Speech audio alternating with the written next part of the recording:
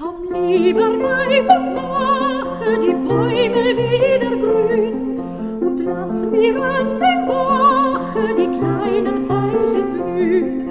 Wie möcht ich doch so gerne ein Veilchen wiedersehen. Ach, lieber meine gerne einmal spazieren gehen.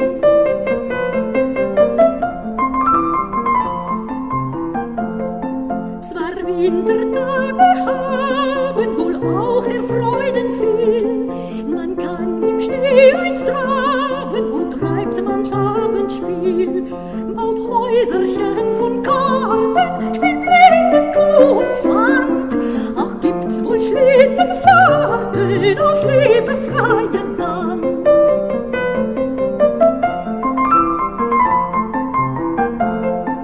Doch wenn die Vöglein singen und wir dann froh und flink auf grünen Rasen springen, das ist ein ander Ding. Jetzt muss mein Steckenpferdchen dort in dem Winkel stehen, denn draußen in dem Gärtchen kann man vor Kot nicht gehen.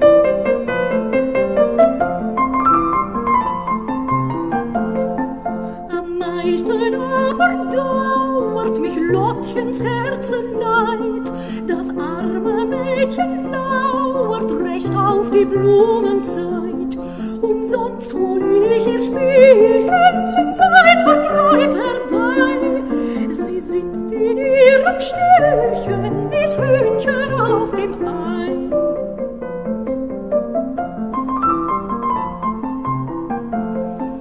Ach, wenn's doch erst genieder und grüner draußen wär, komm lieber bei mir, Kinder, wir bitten dich gar sehr.